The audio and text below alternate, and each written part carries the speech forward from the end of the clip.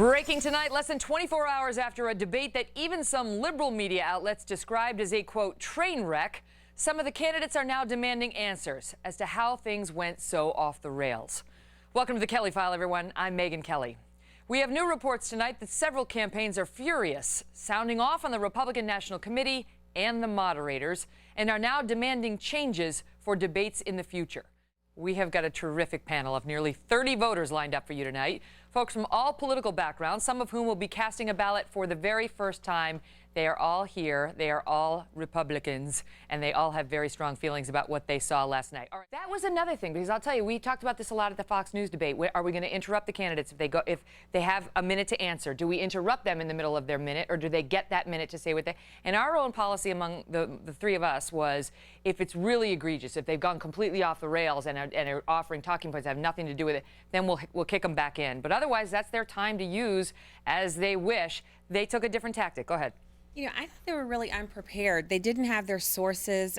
Becky was like, oh, well, didn't you say, or what have you. But there was That was the worst moment of the debate. It was, but there was a moment where they had the opportunity to ask Jeb Bush when they were asking about income inequality. They could have tied that to his support for Common Core, which is hugely unpopular with Republican voters. And instead of doing that, they asked about fantasy football and things that we actually don't care about. What do you think is going to happen next? Because, you know, here, you tell me, because Fox News has proven that it's going to be tough on both sides, and yet Fox News has no Democrat debates.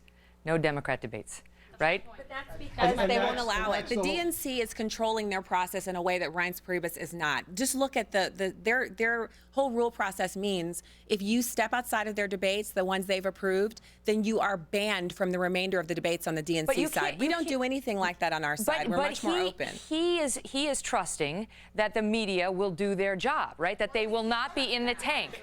Well, the problem is he shouldn't. He should let the feedback is he should not. Don't trust. No.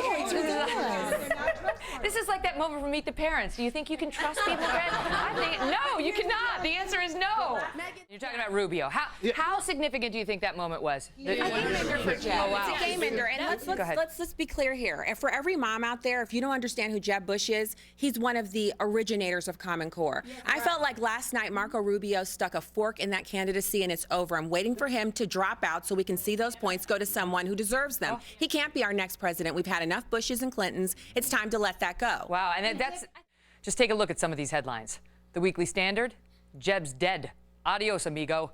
CNN saying Jeb Bush looks back for inspiration to go forward. And the Telegraph asking, was Jeb Bush's debate performance a warm kiss of death? We're back now with our panel. Too harsh? I mean, in Stirewalt's defense, what he said was that wasn't the death knell. It just showed the man, and that his heart is not in it. Do you believe that? But he's been circling the bowl since last week. He's cutting the campaign staff. Sorry. Yeah, I'm sorry, but that's how I feel. What about you, John? Because that happens. It is a pressure-filled. To China? Yeah. How is this man going to stand okay up to China just if he can't admit even that control his Trump own website? made an error on the stage last night. He's a human being, and this happens. He did also say something about guns that was fantastic. But he's also not the first politician to say something and then walk it back. That's it. Yes, that's right. You know what Carly said, which really made me laugh? 3 pages. 3 pages. 3 pages. She kicked off, I don't know what's happening, she kicked off her thing saying, you know, people tell me that I didn't smile enough during the last debates. She looked demented. I mean, she did not, her mouth did not downturn one time. She was like, Halloween mask, I love that. A smiling Fiorina, can you imagine? I think demented is a strong word, but it looked like she'd been practicing that for a long time. weeks. And she did get some affirmation from Trump. She means demented. I think as a comic, I have to stand up for the words we use. So here's a question. What if a network panel spoke that way about Hillary Clinton after the Democratic debate? Panel, want to take that? Yeah.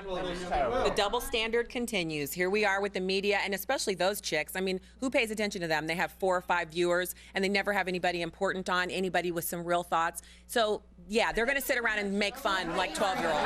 It was a long